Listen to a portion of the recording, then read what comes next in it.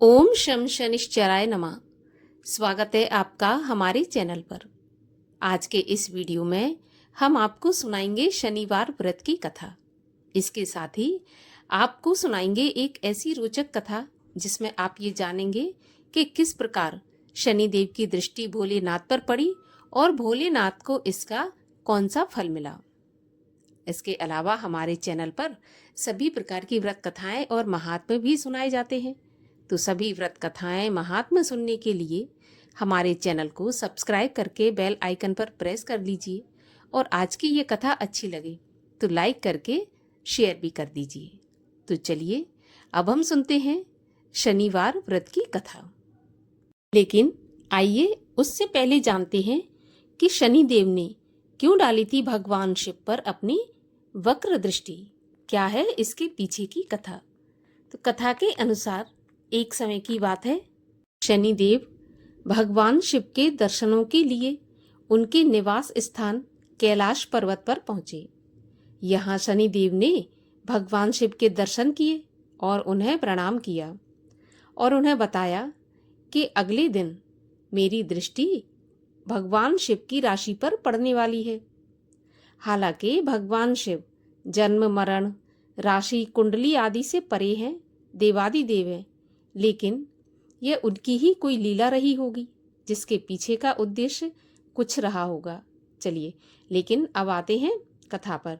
हाँ, तो शनिदेव ने जब भोलेनाथ से कहा कि मेरी वक्र दृष्टि उन पर पड़ने वाली है, तो भगवान शिव ने शनिदेव से पूछा कि उनकी राशि में कितने समय के लिए रहेंगे और उनकी वक्र दृष्टि का प्रभाव कैसा होगा। तो शनिदेव ने उन्हें विस्तार से अपनी वक्र दृष्टि के समय और प्रभाव के बारे में बताया। तब भगवान शिव ने शनिदेव की दृष्टि से बचने के लिए एक उपाय सोचा और अगले दिन शनिदेव के कैलाश पर पहुंचने से पहले ही भगवान शिव पृथ्वी लोक पर आ गए। पृथ्वी लोक पर शनिदेव उन्हें ढूंढते ढूंढते न आ जाएं, इसलिए भगवान भोलेनाथ ने हाथी का रूप धारण कर लिया और वक्र दृष्टि के समय तक पृथ्वी पर ही छुपे रहे और हाथी के रूप में ही छुपे रहे। वक्र दृष्टि का समय जब पूरा हो गया तो भगवान शिव कैलाश की तरफ लौटे। जैसे ही भगवान शिव कैलाश की तरफ गए तो उन्हें वहां पर शनिदेव पहले से ही बैठे मिले। भगवान शिव ने शनिदेव को देखते ही उनकी दृष्टि से बचने की बात कही और कहा कि शनिदेव, आपकी दृष्टि मुझ पर नहीं पड़ी और मैं उससे बच गया। लेकिन उन्होंने बोला कि शनिदेव, मैं तो आपकी दृष्टि से आसानी से बच गया। तब शनिदेव ने महादेव को बताया कि उनकी दृष्टि के प्रभाव से ही महादेव को देव योनि से पशु योनि में अर्थात हाथी के रूप में परिवर्तित होकर और कैलाश छोड़कर धरती पर छुपना पड़ा था। यह सुनकर भगवान शिव मुस्कुराए और शनिदेव को आशीर्वाद देने लगे। तो भगवान की इस लीला को रचने के पीछे का उद्देश्य यही था कि शनिदेव की दृष्टि से कोई नहीं बच सकता, भगवान भी नहीं। और दूसरा यह कि अपने कर्म से या अपने दायित्व से कभी भी पीछे नहीं हटना चाहिए। इस कारण से शनिदेव ने भगवान शिव पर दृष्टि डाली और भोलेनाथ को कुछ समय के लिए पशु योनि में जाना पड़ा। इसका अर्थ है कि शनिदेव की दृष्टि से कोई नहीं बच सकता, चाहे वो देवादिदेव महादेव ही क्यों ना हो। और अब सुनते हैं शनिवार व्रत की कथा। एक समय की बात है, सूर्य, चंद्रमा, मंगल, बुध, बृहस्पति, शुक्र, शनि, राहु और केतु, इन ग्रहों में आपस में झगड़ा हो गया कि हम सब में से सबसे बड़ा कौन है। सब अपने आप को बड़ा कहते थे। जब आपस में कोई निश्चय नहीं हो सका तो सबके सब आपस में झगड़ते हुए इंद्र के पास पहुंचे और कहने लगे कि आप तो सब देवताओं के राजा हो, इसलिए आप हमारा न्याय करके हमें बताइए कि हम 9 ग्रहों में से सबसे बड़ा कौन है। राजा इंद्र इनका प्रश्न सुनकर घबरा गए और कहने लगे कि मुझ में इतना सामर्थ्य नहीं है कि मैं किसी को बड़ा या छोटा बताऊं। मैं अपने मुख से कुछ नहीं कह सकता हूँ। हाँ, एक उपाय बता सकता हूँ। इस समय पृथ्वी पर राजा विक्रमादित्य दूसरों के दुखों का निवारण करते हैं, इसलिए तुम सब मिलकर उन्हीं के पास जाओ, वही तुम्हारे समस्या का निवारण करेंगे। ऐसे वचन सुनकर सभी ग्रह देवता चलकर भूलोक में राजा विक्रमादित्य की सभा में जाकर उपस्थित हुए और अपना प्रश्न राजा के सामने रखा। राजा उनकी बात सुनकर चिंता में पड़ गए कि मैं अपने मुख से किसको बड़ा और किसको छोटा बता दूं। जिसको भी छोटा बताऊंगा वही बुरा मान जाएगा और क्रोध करेगा, परंतु उनका झगड़ा तो निपटाना ही था। तो झगड़ा निपटाने के लिए उन्होंने एक उपाय सोचा। उन्होंने सोना, चांदी, कांसा, पीतल, शीशा, रांगा, जस्ता, अभ्रक और लोहा, इन 9 धातुओं के 9 आसन बनवाए। सब आसनों को क्रम से, जैसे कि सोना सबसे पहले और लोहा सबसे आखिरी में बिछवाया गया। इसके पश्चात राजा ने सभी ग्रहों से कहा कि आप सब अपने अपने आसनों पर विराजमान हो जाइए। जिसका आसन सबसे आगे वह सबसे बड़े और जिसका आसन सबसे पीछे वह सबसे छोटा जानिए। अब चूंकि लोहा सबसे पीछे था और वह शनिदेव का आसन था, इसलिए शनिदेव समझ गए कि राजा ने मुझको सबसे छोटा बना दिया। इस पर शनिदेव को बड़ा क्रोध आया और कहा कि राजा, तू मेरे पराक्रम को नहीं जानता। सूर्य एक राशि पर 1 महीना, चंद्रमा 2.25 महीना 2 दिन, मंगल 1.5 महीना, बृहस्पति 13 महीने, बुध और शुक्र 1 महीने, परंतु मैं एक राशि पर 2.5 अथवा 7.5 साल तक रहता हूँ। बड़े बड़े देवताओं को भी मैंने भीषण दुख दिया है। हे राजन सुनो, जब राम जी को 7.5 आई और वनवास हो गया, और जब रावण पर आई तो राम और लक्ष्मण ने सेना लेकर लंका पर चढ़ाई कर दी और रावण के कुल का नाश कर दिया। हे राजा, अब तुम सावधान रहना। राजा कहने लगा, जो कुछ भाग्य में होगा देखा जाएगा। उसके बाद अन्य ग्रह तो प्रसन्नता के साथ चले गए, परंतु शनिदेव बड़े क्रोध के साथ वहां से पधारे। कुछ काल व्यतीत हो जाने पर जब राजा को 7.5 की दशा आई तो शनिदेव घोड़ों के सौदागर बनकर अनेक सुंदर घोड़ों के साथ राजा की राजधानी में आए। जब राजा ने सौदागर के आने की खबर सुनी तो अश्वपाल को अच्छे अच्छे घोड़े खरीदने की आज्ञा दी। अश्वपाल ऐसी अच्छी नस्ल के घोड़े देखकर और उनका मूल्य सुनकर चकित हो गया और तुरंत ही राजा को खबर दी। राजा उन घोड़ों को देखकर एक अच्छा सा घोड़ा चुनकर उसके ऊपर सवारी के लिए चढ़ा। राजा के घोड़े की पीठ पर बैठते ही घोड़ा जोर से भागा। घोड़ा बहुत दूर एक बड़े जंगल में जाकर राजा को छोड़कर गायब हो गया। उसके बाद राजा अकेला जंगल में भटकता फिरता रहा। बहुत देर के बाद राजा ने भूख और प्यास से दुखी होकर भटकते भटकते एक ग्वाले को देखा। ग्वाले ने राजा को प्यास से व्याकुल देखकर पानी पिलाया। राजा की उंगली में एक अंगूठी थी, सो राजा ने उसे निकालकर प्रसन्नता के साथ ग्वाले को दे दी और शहर की ओर चल दिया।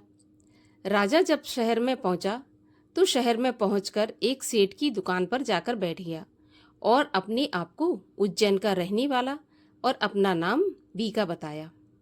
सेठ ने उसको कुलीन मनुष्य समझकर जल आदि पिलाया।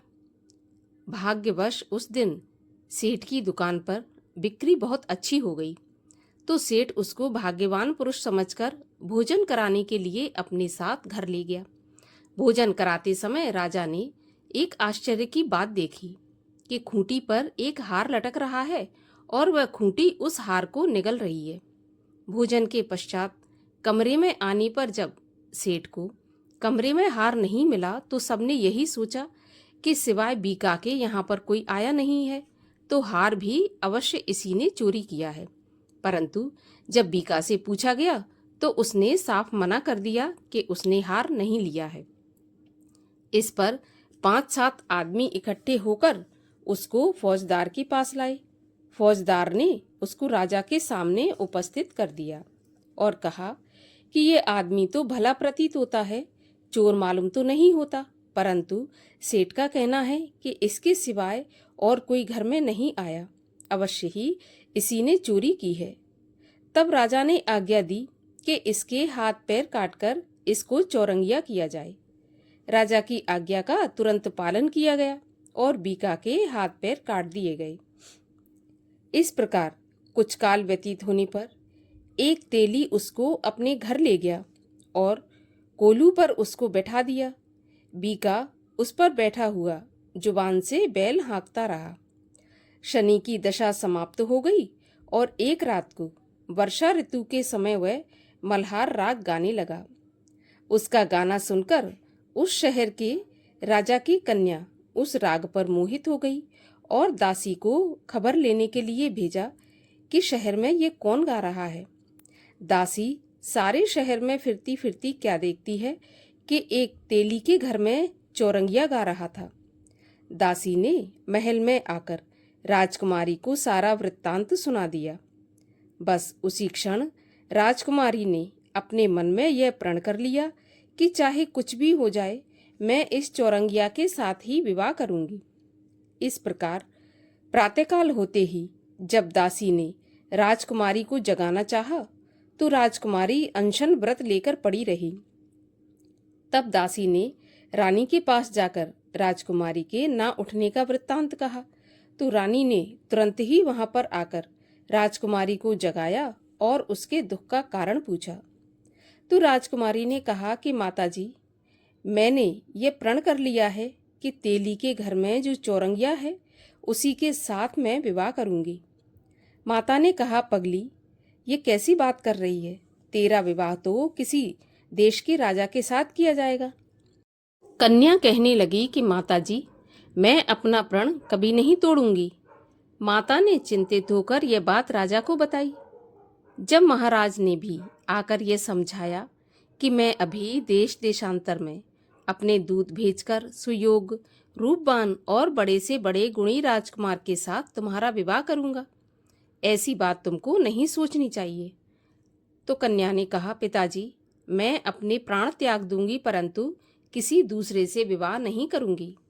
इतना सुनकर राजा ने क्रोध से कहा कि यदि तेरे भाग्य में ऐसा ही लिखा है तो जैसी तेरी इच्छा हो वैसा ही करना। राजा ने तेली को बुलाकर कहा कि तेरे घर में जो चौरंगिया है उसके साथ मैं अपनी कन्या का विवाह करना चाहता हूँ। तेली ने कहा, यह कैसे हो सकता है महाराज? कहाँ आप और कहाँ हम एक नीच तेली? परंतु राजा ने कहा कि भाग्य के लिखे को कोई नहीं मिटा सकता। अपने घर जाकर विवाह की तैयारी करो। राजा ने उसी समय तोरण और बंधनवार लगवाकर अपनी राजकुमारी का विवाह चौरंगिया बने विक्रमादित्य के साथ कर दिया।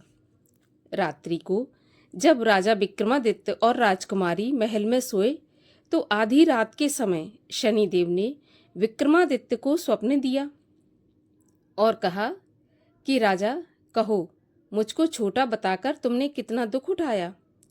तब राजा ने क्षमा मांगी और शनिदेव ने प्रसन्न होकर विक्रमादित्य को उसके हाथ पैर वापस दे दिए। तब राजा ने कहा, महाराज, मेरी एक प्रार्थना स्वीकार कर लीजिए कि जैसा दुख आपने मुझे सौंप दिया था ऐसा और किसी को मत देना। तो शनिदेव ने कहा कि तुम्हारी यह प्रार्थना स्वीकार है। जो भी मनुष्य मेरी कथा सुनेगा या कहेगा, उसको मेरी दशा में कभी किसी प्रकार का दुख नहीं होगा, और जो नित्य ही मेरा ध्यान करेगा या चींटियों को आटा डालेगा, उसके सारे मनोरथ पूर्ण होंगे। इतना कहकर शनिदेव अपने धाम को चले गए। राजकुमारी की आंख खुली और उसने राजा के हाथ पांव सही सलामत देखे तो उसके आश्चर्य का ठिकाना नहीं रहा। उसको देखकर राजा ने अपना समस्त हाल कहा कि मैं उज्जैन का राजा विक्रमादित्य हूँ। यह बात सुनकर राजकुमारी अत्यंत प्रसन्न हुई। प्रातःकाल राजकुमारी से उसकी सखियों ने पूछा तो उसने अपने पति का सारा वृत्तांत कह सुनाया। तब सबने प्रसन्नता प्रकट की और कहा कि ईश्वर ने आपकी मनोकामना पूर्ण कर दी। जब उस सेठ ने यह बात सुनी तो वह विक्रमादित्य के पास आया और राजा विक्रमादित्य के पैरों पर गिरकर क्षमा मांगने लगा कि आप पर मैंने चोरी का झूठा आरोप लगाया, अतः आप मुझको जो चाहे दंड दें। राजा ने कहा, मुझ पर शनिदेव का कोप था, इसी कारण यह सब दुख मुझको प्राप्त हुआ। इसमें तुम्हारा कोई दोष नहीं है। तुम अपने घर जाकर अपना काम करो।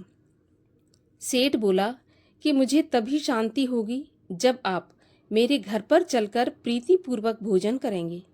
राजा ने कहा कि जैसी आपकी मर्जी हो वैसा ही करें। सेठ ने अपने घर जाकर अनेक प्रकार के सुंदर भोजन बनवाए और राजा विक्रमादित्य को प्रीति भोज दिया। जिस समय विक्रमादित्य भोजन कर रहे थे, उस समय एक अत्यंत आश्चर्य की बात सबको दिखाई दी। जो खूंटी पहले हार निगल रही थी, अब वह हार उगल रही है। जब भोजन समाप्त हो गया तो सेठ ने हाथ जोड़कर बहुत सी मोहरें राजा को भेंट की और कहा कि मेरे श्री कंवर नाम की एक कन्या है, आप उसका पाणी ग्रहण करिए। इसके बाद सेठ ने अपनी कन्या का विवाह राजा के साथ कर दिया और बहुत सा दान दहेज आदि दिया। इस प्रकार कुछ दिनों तक वहां निवास करने के पश्चात विक्रमादित्य ने शहर के राजा से कहा कि अब मेरी उज्जैन जाने की इच्छा है। फिर कुछ दिन के बाद विदा लेकर राजकुमारी मनभावनी और सेठ की कन्या श्री कंवरी तथा दोनों जगह के दहेज में प्राप्त अनेक दास दासी रथ और पालकियों सहित राजा विक्रमादित्य उज्जैन की तरफ चल पड़े। जब शहर के निकट पहुंचे और नगर वासियों ने राजा के आने का समाचार सुना तो समस्त उज्जैन की प्रजा अगवानी के लिए आई। तब बड़ी प्रसन्नता के साथ राजा अपने महल में पधारे। सारे शहर में बड़ा भारी महोत्सव मनाया गया और रात्रि को दीपमाला की गई। दूसरे दिन राजा ने शहर में यह सूचना कराई कि शनिदेव सभी ग्रहों में सबसे ऊपर हैं। मैंने इनको छोटा बताया, इसी से मुझे दुख प्राप्त हुआ। इस कारण सारे शहर में सदा शनिदेव की पूजा और कथा होने लगी। राजा और प्रजा अनेक प्रकार के सुख भोगती रही।